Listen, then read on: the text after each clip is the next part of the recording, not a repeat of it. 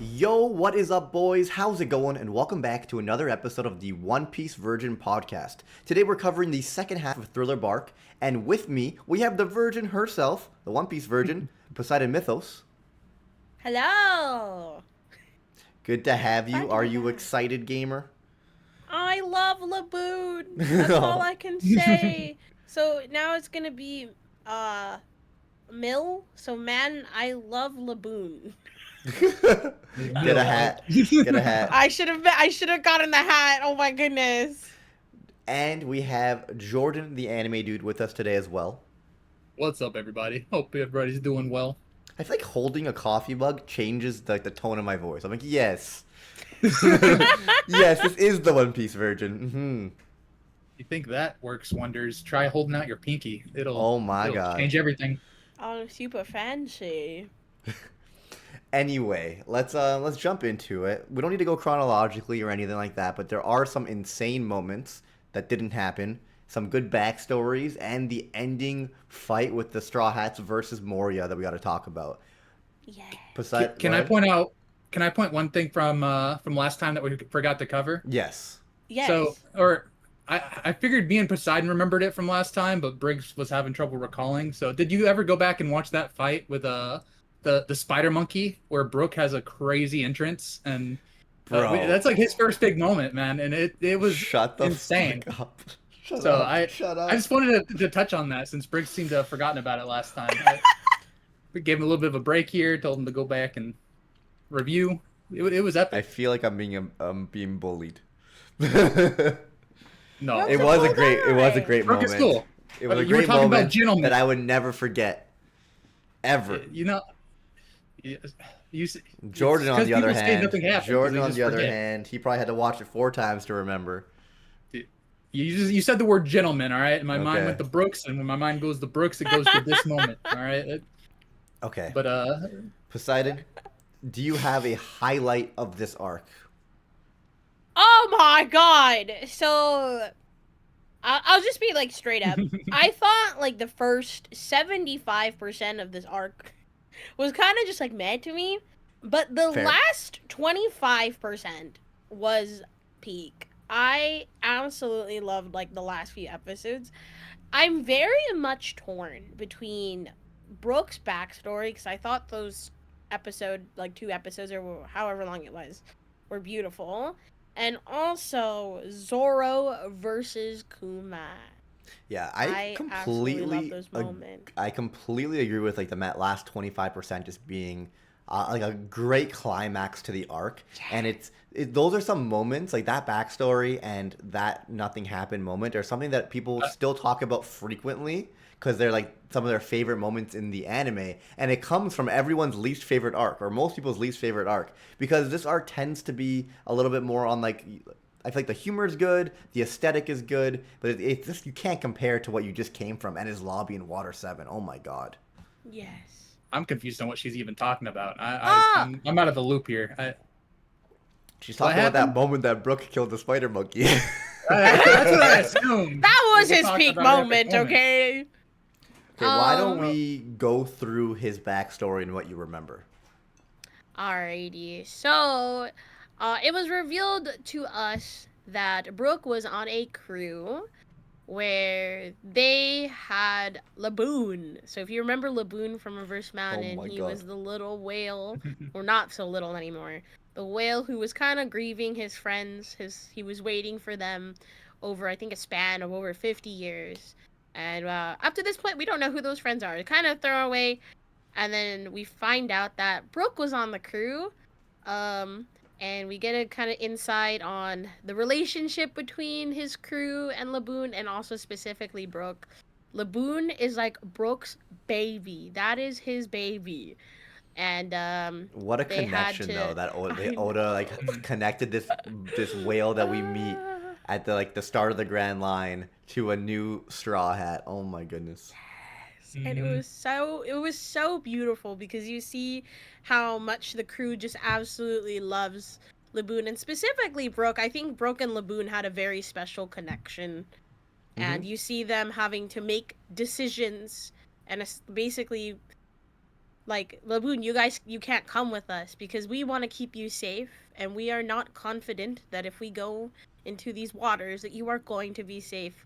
So it was honestly such a hard watch, watching how there was that sequence of them having to ignore Laboon. And at this point, Laboon's a baby. He is like a toddler. So he is like screaming, crying. Aww. And you could see how like horrible, especially Brook felt. But the captain was like, this is for Laboon's good. Like, we cannot keep having to interact with him and have basically have like a connection with him any further just for his sake. It's not safe for him to be on the Grand Line as a little baby, right? So they did it for his sake, and they said that once we go through the entire Grand Line, we're gonna come back around and we'll come to you. And that is why Laboon was crashing into the reverse mountain, right? Like it was his kind of way of grieving too.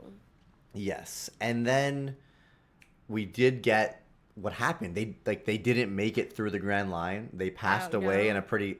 You saw that part, right? That part happens at the end of Thriller Bark. Okay.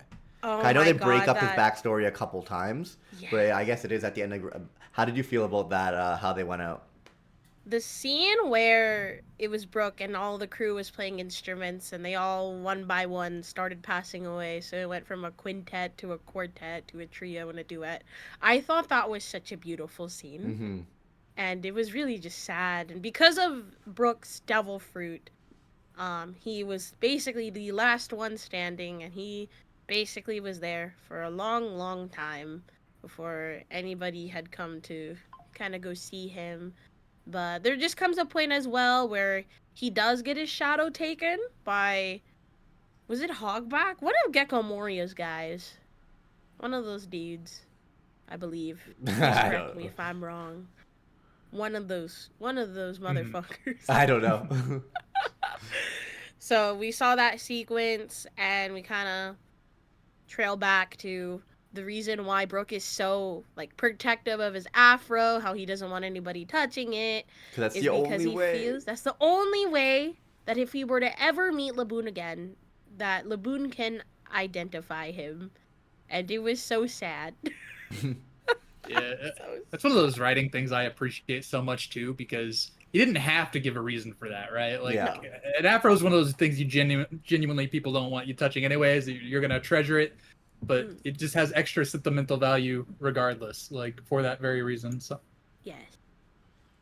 So that was the backstory with Brook. In this portion, did you get to see Ryuma fight Zoro, or was that in the last portion? Yeah, I believe so. I remember that fight being super good, and then you see Zoro take Ryuma's sword. Yeah. And I'm kind of like, is this gonna be relevant in like 800 episodes?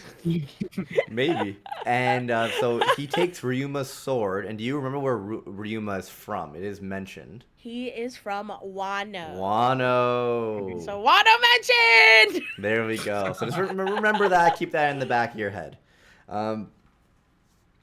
Anyway, let's continue. We need to talk about the final fight with the Straw Hats versus Moria and how that ends. All I can say is that Moria, I do not like him, and I'm glad he's out. But his neck is thick. I know. Such a cool character, though. He is a cool character. Don't get me wrong. But my God, he was so irritating. Yeah, he's got a cool devil fruit, but I do something about him which is interesting, because you would think that having another Shichibukai introduced and fighting against them would be really, really cool, and it was, but I feel like the highlights of this arc are not him versus Moria. Oh, yeah. And I thought the fight was honestly kind of underwhelming. When you compare it to the other arcs preceding this, before this, were a lot better with like Water 7. Even like people complain about Skypiea sometimes. And Nell versus Luffy was fucking sick. I agree. I think for this one, because this was an arc that really doesn't have any build-up, it's just such a standalone kind of thing all by itself. I feel like one of the major things that was kind of intimidating about it was just the fact that we do end up having two Shichibukai in the same place for like the first time, right? And seeing them talk about Luffy in particular, how the government's worried about him after Ennis Lobby, and then that whole conversation that they had was one of those things that just kind of sticks with you, right? Yeah. So the fight ends, and like you said, Moria, one Chichibukai down, all the Straw Hats have been through hell. They are super injured. And that's when the second Chichibukai Kuma shows up. What was your reaction to that, Poseidon? Oh my god. What a dude. So I remember when he first appeared, he made Perona and her like little crew disappear, and I was just like, what the heck? And he can teleport and stuff like that. So I'm like, oh my goodness, this is not gonna be an easy enemy if the Straw Hats have to fight this dude. And they kind of do. So you come up, basically Kuma's there to talk to Moria again about warning about Luffy. Hey, this is the guy that took down Enies Lobby, took down CP9, and you know we gotta take him in. He is a danger. So you see after the Moria fight that he is gonna try to go after Luffy, and you see Zoro kind of step up here, cause Luffy's hecka injured. He is just beat to hell, and then Kuma's like, well, I need to take him, and Zoro's like, take me instead, essentially. And you kind of see this sequence where Kuma, I don't know, he did some sort of bubble type of thing. Yes. Where he basically took like all of Luffy's pain that he had gone throughout all the fighting and kind of condensed it into this bubble. And Kuma is basically like, I will let you guys go if you can like handle this type of thing. And without any hesitation, Zoro just goes and takes on all of Luffy's pain. When he took on just a little bit of Luffy's pain, what happened to him, the reaction that he had was crazy. And then they go to the like somewhere else and he takes on all the pain. It was fucking crazy. Considering how much Luffy had went through and then how much Zoro had also went through, but then his entire body like explodes off of like a little bit. Oh my god. You can tell he definitely did not like.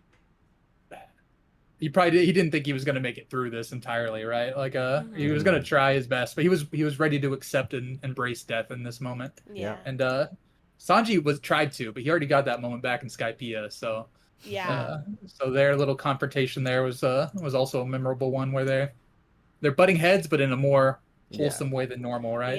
Yeah. So Sanji, I think Sanji said he wanted to do it, but then he passed out, and then Zoro did it.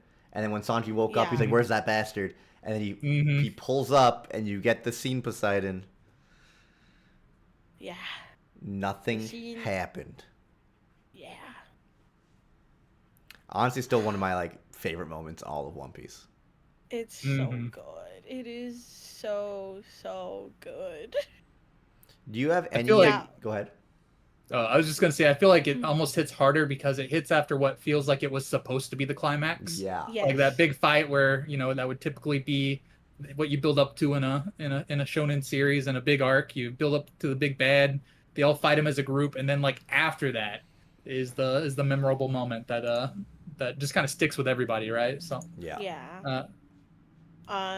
I think honestly that moment probably solidified for me that like Zoro is my second favorite character. Like it just, he's Luffy's ride or die. Like he is willing to put his life on the line for Luffy, and it was just such a badass moment, and it made me love Zoro even more than I have previously loved him. But so your favorite's Robin and second favorite's Zoro? Yeah, I think so. I think so. I thought she meant Laboon, but he can I love Laboon. He's a good boy. It is hard to beat Nico Robin. All right, it is very difficult to beat Nico Robin. There's levels to this. But how did you feel about Nightmare Luffy? Oh, where he had all the shadows in him? Yeah, I think he used a sword. That was such a cool sequence. I actually absolutely loved Lola and her little crew. They were super duper helpful in the last leg of the arc. So I enjoyed it there.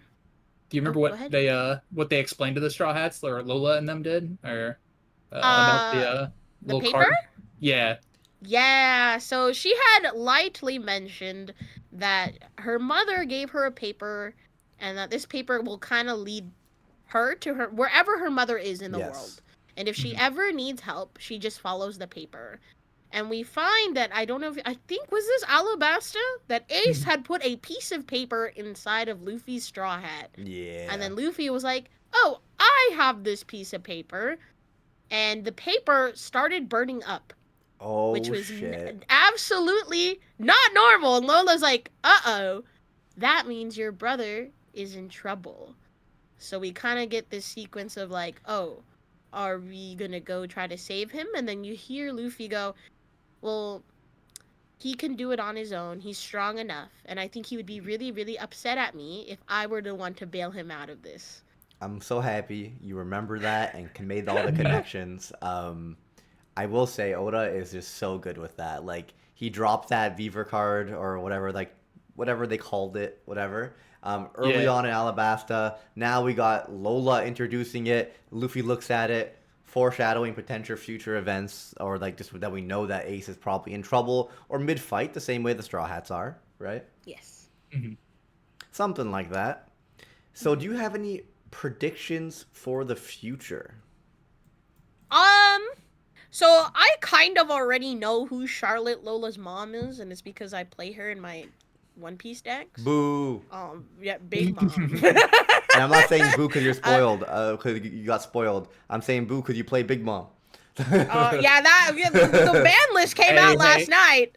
You can't play Big Mom and Katakuri in the same deck anymore. Apparently, that's just too broken, and I agree. But yeah, I hate Big Mom. I hate. Oh my god. How dare you? What? She's so broken. Nico Robin's only best girl in the series because you haven't met Big Mom yet, okay? Oh my goodness. I love Big Mom. Okay, so you know the Big Mom thing. You might be the only one here. Any other predictions based off of stuff that we've seen in this arc or just in general? All I know up until this point is that we are trying to head to Fishman Island. And I told you guys a little bit ago, I did go a little bit past Thriller Bark. Ooh. And it's because some of my friends, their next arc, I think it's Saboti, is their favorite pre-time skip arc, and they have been wanting me to watch it. Because they want to watch it with me. So I got through like 2 episodes of Saboti. Oh, nice. And I got through the filler. I absolutely love the filler, except for the Foxy episode. Why does Foxy keep coming back? I'm not gonna lie, I forgot there was a Foxy episode here. Can you enlighten that up? So I haven't watched. They're at the water park. They're at the water park. Dude, I haven't watched anime filler or One Piece filler in so long. I watched it the first time I watched the anime, like when I was 13 years old. How many? Like 15 years ago? Jesus Christ. But like since then, whenever I watch it, I skip the filler. I can't take it. Oh my Honestly, goodness. same. So now I'm really curious. What do you mean by Foxy Water Park? Like what They were at a water park. The Straw Hats had gone there, and they meet like these 2 girls. You know, the girls are just kind of chilling. They wanted to something about a 5-leaf clover. I just remember watching this episode, and I was like, I have to get through this. So I'm not happy about it. And then you see Foxy and his crew show up, and they want a rematch with the Straw Hats. And it's like, you guys lost. Leave him alone. So they have like a rematch at the water park? Yes. Interesting. Okay, I'm gonna have to go back and watch that one. That sounds like too killer. I was like, why is he still alive? Well, how else is he going to become the Pirate King? Okay, you're right. But he was a funny sequence. He's like, I improved my slow beam, and he had like a bunch of like mirrors or whatever, so his slow beam can like reflect off of those, and it could go everywhere. And it was just so silly, and I was kind of like, I just want this to be over. She might need One Piece like 100 episodes. People hate on One Piece. I am a big One Piece enthusiast. It just cuts out all the filler and all the bullshit. and like it's just closer to the manga, which is the best form of the sort of material. Like I'm as much as like One Piece is my favorite manga, it's not my favorite anime. I like it because I like the manga, you know. Like I like it because I like One Piece, but it's just the pacing is so fucking bad. But anyway, I am excited for Sabaody. That's what we're gonna do next time. Yes. Do we have anything else that we're missing here? I'm gonna miss Perona. I don't know if we're gonna see her again. I thought she was such a fun character. Do you know what Kuma's powers do? Any ideas around that? Oh, that's right. There was something with Kuma that I was like, whoa, what the heck? I didn't know he was like a robot. Like Dr. Vegapunk built him, and I have a vague idea who Vegapunk is. And I'm like, dang, Vegapunk gets mentioned this early is insane. I think Vegapunk gets mentioned a decent amount, but you'll have to wait and see. Yeah, I'm excited. I got told that his arc is really good, so I'm like, ooh so okay. At this point in the story for me, I remember being like, I want to go to Wano. I want to go to Fishman Island. I hope there's probably going to be some shit going on with Ace at some point. Like, you're just trying to see all the things that are being, like, foreshadowed and say where they want to go. I've been looking forward to Elbaf for a long time because I know Usopp has mentioned he wants to go to Elbaf. So those are some things you should have in the back in your head based off of, like, Usopp said he wants to go to, like, see those great warriors because he saw Dory and Broggy, and then in his lobby he saw the other two giants as well, and he said he wants to go to Elbaf one day. But yeah, no, she already knows that they're not going to Fishman Island next because of Sabaody. Did you get into Sabaody at all? I got to where they basically arrived and they're gonna save Hachi, our boy Hachi, all the way back from Arlong Park. Yes. So and that was a mistake that the live action made. There was no Hachi. Which is in the long run. I am curious about that. I feel like it's just very short-sighted. They're like, that's 500 episodes from now, or maybe they didn't think about it or something. I don't know. I want to know what their plan is because Hachi is a relevant character multiple times in the series. Is he? Yeah. And then they just didn't have him in Fishman Island. Yeah, it's weird too because stuff always ends up coming back in One Piece, right? Like it's almost never relevant right away. Like people are saying Kobe mentioned Vegapunk like back in Water 7, right? And then you wait, it comes back, it's gonna keep coming back. For Hachi, as I was reading through Thriller Bark, he's on the like the cover art of like a lot of the different chapters and stuff. So it's like we haven't even gotten to Sabaody yet, but like he's on so much like just random cover art leading up to it where there'll be like certain characters where it just shows you kind of what they're up to in the world. And so I don't know, it's always interesting that approach to like give you that that foresight a little bit sooner, right? It's true. Yeah. And I feel like they could just make them meet Hachi in Sabaody and then like go through the events similar, but it just adds so much more weight when you know that he was originally on Arlong's crew and then maybe left Arlong at some point after the Straw Hats took them out. And then you go into what happens in Sabaody, it's just like you're going to be missing that element, which just makes me sad. Are you guys excited for season 2? I guess we haven't really talked about that. Yes! Oh my goodness! The trailer came out. Oh my goodness. The person that they cast for Nico Robin, chef's kiss. They honestly cooked with the cast. I don't think there's anybody on the cast. I'm just like, wow. The trailer looked pretty good. I'm excited. I can't wait to see it in action, and I hope it lives up to our expectations. Yes. I got emotional at the end of it because you see Laboon. Oh, do you in the trailer? Yeah, at the very end. You see the Straw Hats sailing into his mouth. And you do see a giant, either Dory or Broggy. You see Laboon. You see Smoker. You see Vivi. You see Robin. You see Little Garden. Oh my god! You see Whiskey I still don't know how they're gonna do Foxy. They built him up so much with that wanted poster in season 1. Yeah, they better fucking. I'm actually down. They better do. I'm they so better down. do one episode for Foxy. Give me one episode. Considering how much is in the fucking anime with the filler. Yeah. I want a Davy back fight. foreshadow that future pirate. Just scene one right there. scene. Just one scene, please. I do like that they said that they shot a lot of season 3 and like already announced that along with season 2, because that's one of my biggest worries with the live action is like actors' age compared to like drawings and stuff, right? So you've seen Stranger Things. They're flying through it. So. But on the bright side, like these aren't children for the most part. Like they are adults. Like obviously Luffy, you have to be a little bit more concerned with. Like, you want him to have like a youthful appearance. But for like, I feel like Sanji and Zoro, I feel like it doesn't matter that much if they're like 3-4 years older or they look a little bit older. Like they're adults at the end of the day. We need to be very careful with kids, because a 2-3 year difference with kids, dude, in 3 years they're a whole fucking different person.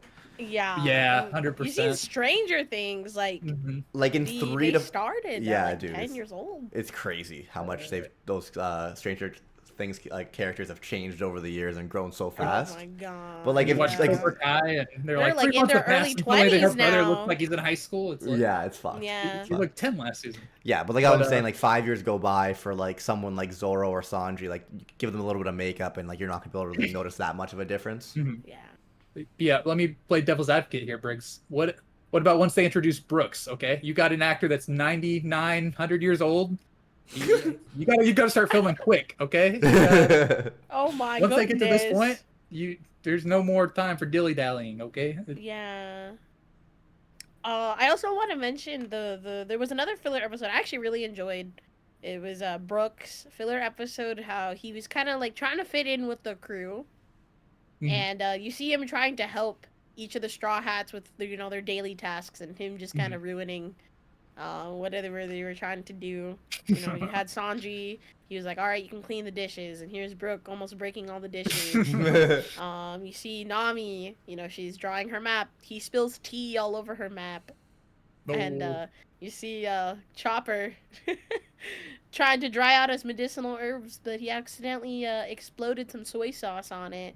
And there's this one moment between Brook and Robin that made me very emotional, because he was asking Robin if she needed any help with anything, and she was like, no. And they had this very heartfelt conversation of how Robin felt like the only way she felt like she could belong on the crew and thank them for everything was for her to be able to sacrifice herself at Enies Lobby.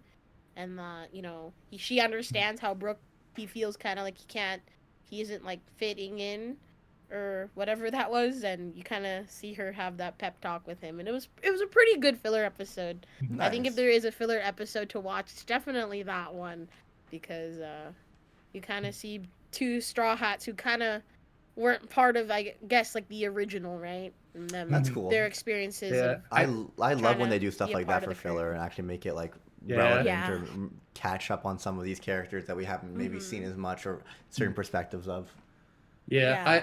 I do love, like, in particular, the episodes where they're just kind of in between arcs, and it's just the crew going about their day-to-day life. It's just that slice of life anime fan of me, so I need to go back and watch that episode at some point. I think that's something I appreciated a lot with, like, the first 500 episodes of One Piece. You did get a lot of, like, between island stuff. I do feel like later on, they're, like, they don't spend that much time going from island to island, or like after an arc or before an arc. Like we got a whole post Water 7 like little arc, and then they're traveling and they're spending episodes. They run into a ship like Brook's ship, and then they end up with like a Thriller bark. There's a lot of stuff that happened like along the way places. I don't really feel that very much in the newer arcs. It might just be because we're stuck in an arc sometimes for 3 years, like reading it weekly. So maybe that's why I'm not feeling it, but. And then you do get it, and it's like one chapter, maybe, who knows, not even. From my understanding, it's because I hear my friends who are all caught up with One Piece, the way they're trying to explain it to me is that the stakes just keep getting higher and higher, and there isn't really much time to goof around.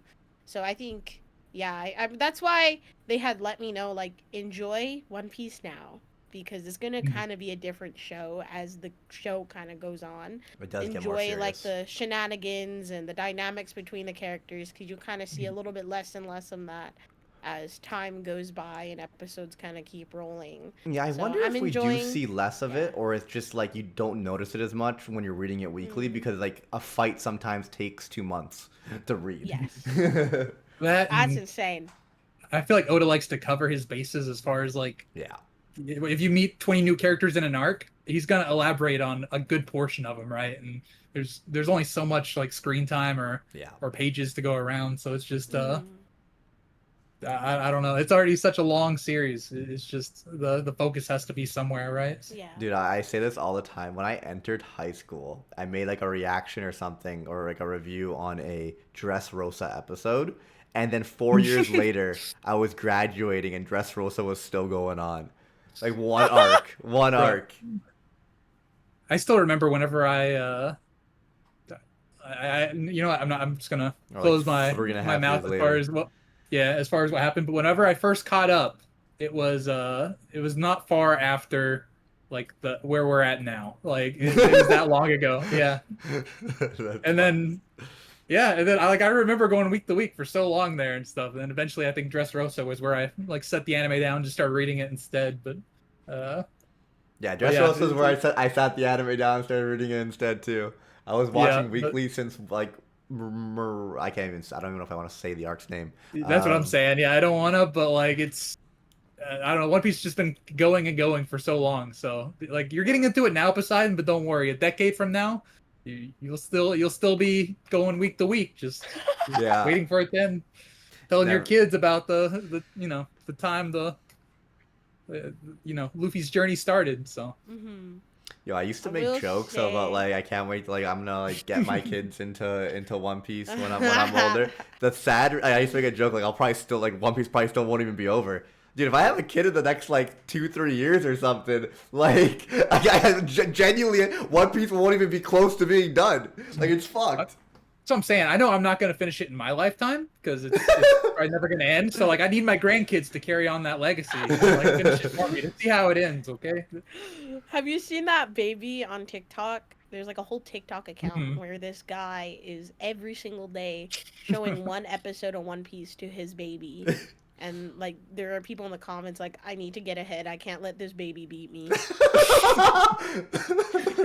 saw like one screenshot of that. That's great. So funny.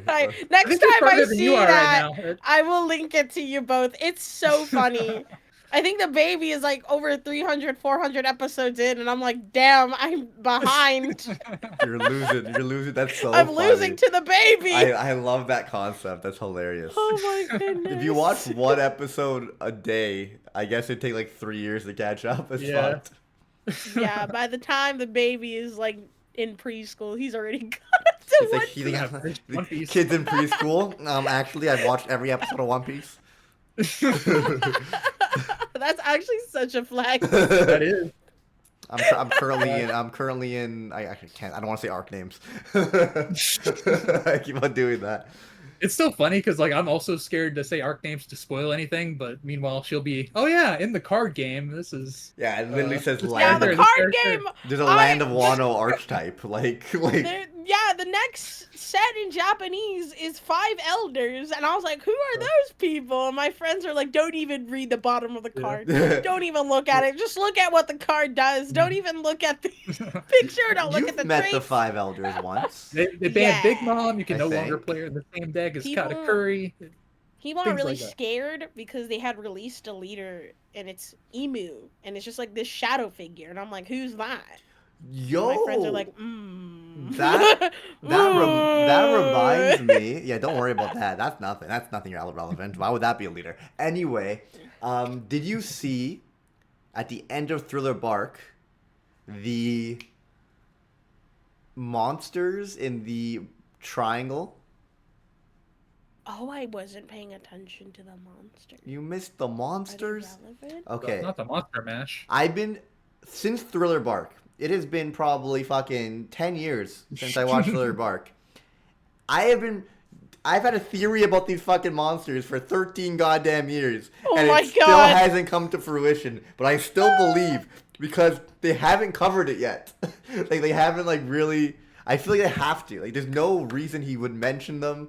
And given the location, we know Thriller Bark is relatively close to Fishman Island. We know it's relatively close to Sabaody, relatively close to Marine HQ. And Thriller Bark happened, or this triangle that Brook got lost in and Thriller Bark occurred in, happened in, what type of triangle is it? Not the Bermuda Triangle. They called it something else. in the anime. Something triangle. So it's based off the Bermuda Triangle. It's based off that, yeah. Anyway, at the Florian Triangle, and at the very end of the arc, they mentioned that, or actually at the very beginning, they mentioned that people always go and disappear within these waters, right? Yes. They've been dissing. Nobody comes out alive. People have not been coming out alive. However, Thriller Bark, the ship that Moria's on, is a recent thing. So this phenomenon of the Florian Triangle and people going missing has been happening for decades and decades and decades prior to this was not Moria's doing why people were disappearing. And then they showed these like 4 or 5, I'm going to send you the clip. 4 or 5 like dark black creatures. And I can't say the theory because that's spoilers, but even though it hasn't come true, so it's not a spoiler, but it's going to. It's going to be a spoiler. Funny, because I had actually this conversation with one of my One Piece friends recently. He was telling me, he was just like, you know, the One Piece fan theories are crazy. And I was like, what do you mean?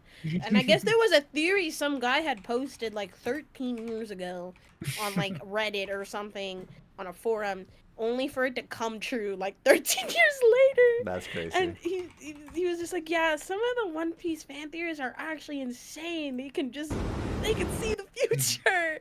Some of these theories are actually cooking. And I was just like, don't tell me what they are. Let me find out myself. It is fun to like look into those at times though, because it is like a whole community unto itself, just because of how good Oda is at like laying the groundwork for stuff, right? So it's like not all of it's going to be true. About 90% of it usually isn't, but like, but when it is, it's like, oh yeah, that was obvious. That he made that clear 10 years ago. My favorite theory was that Crocodile used to be a woman, and he will be best girl. That. He will be best girl. Not Big Mom.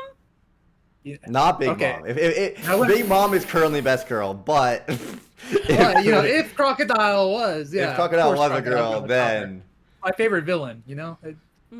Anyway, I shared the video with you in the Rant Cafe open chat thing. Poseidon, if you want to see what mysterious monsters. Oh, it was this scene. I remember. I thought they were mountains. Because they're as big as mountains. They're gigantic creatures. And it's implied that this is why people were disappearing. And for the longest time, like, Oda's going to have to do something with these guys. Oda's going to have to do something with these guys. You can't just let these guys out there randomly. It's so close to Fishman Island and Marine HQ and Sabaody. Yeah. And yet, 800 chapters later. It's one of those things where, like, the Bermuda Triangle's a thing, right? And I think it's one of those things where it's not, there aren't actually more shipwrecks there. It's just like an old tale, like an old wives' tale. But if there was, the reason for it, we don't know that, right? So maybe he's just never going to answer this question. I could see that. Just leave it up to you, to your imagination.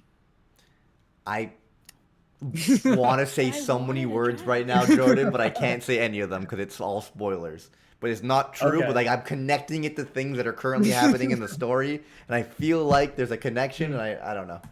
Oh no, fair enough. I'm still midway through Wano, so I am. Oh, dude, that'd be spoilers for you too. Jesus. Yeah, Christ. No, I say that. I finished Wano, but I'm not far past that, right? So yeah, no, I'm a little bit behind. I'm like a year behind. You need to watch the eggshell thingamajiggy. I'm trying to not say the word. You know, Poseidon probably already knows Egghead. Egghead Robin design? Yeah, oh my goodness. She knows. She knows all the buzzwords, all the fashion designs. I'm just waiting for Fishman Island Robin to come by because that's my favorite design of Dude, Egghead's like a 9 out of 10 arc. That's what I was told. That's what I was told too. Apparently Briggs, I agree with the theory, by the way. Let's go, Blaze! That's what I'm talking about. It's gonna come in. There's going to be a fucking connection. I swear to God. Oda wouldn't do it. He's too goated. It's gonna come in 17 years later. Yeah. See, there's so many different ways to tell stories, and you're not wrong in saying that Oda is like the one that actually does connect all the little bitty threads to like make it come together really well. I just know there are other stories, kind of like JoJo's or something, where it'll toss 20 million things out there and only 7 of them are relevant, and then it just kind of ignores the others. So Yeah. Odo's allowed to do that once or twice. It's Come true, on. and it is the Florian Triangle, so it could just be like a thing within it, and that's just like he wants to have that part of this phenomenon as to why ships disappear and stuff. But I just do feel like if you have these large, gigantic creatures in this nearby location, they have to come into play at some point. Yes. I might be wrong with my theory. It might be something similar to a large elephant that we know, or something similar to this or that. Who knows what it is? I just think there's going to be something. I hope he does do something. All right. For the first time in a long time, I'm right there with you, Poseidon. I know what it's like to be in the dark as he's over here theorizing. I don't know what he's talking about. So I mean, I'm trying to speak as vaguely as possible as well. But anyway, I do think that's the end. Any final thoughts, Poseidon? Man, I love Laboon. Same. I think we all do. I'm excited for the live action for that regard as well. Yes. I like saying God, I love Laboon probably a little bit more just because it spells gill. Gill. Oh! That's for fish. Fish do whales have gills? I don't know. I'm not. You know, I'm not I actually should know this question. I'm the bottom of the seas, but you know what? Google is great. Do whales have gills? Sorry, Briggs is trying to wrap up the episode. I'm going on little side tangents. No, the longer the better. Okay. The longer the better. They breathe using lungs. They're mammals. Okay, they are mammals. I was gonna say that. I'm like, if they're mammals, would they not? But I didn't want to sound stupid. I sound stupid now. Thanks a lot. All right. Thanks, Google. Why can't a mammal have a gill? This is bullshit. All right. Man, I love Laboon. It is Mill. All right. Mill. Anyway, I hope everyone enjoyed the episode. We will be back again, hopefully in 2 weeks, to cover Sabaody Arch. I can't say the word. Anyway, take it easy, guys. Shinpaku. Later. Bye. Bye-bye.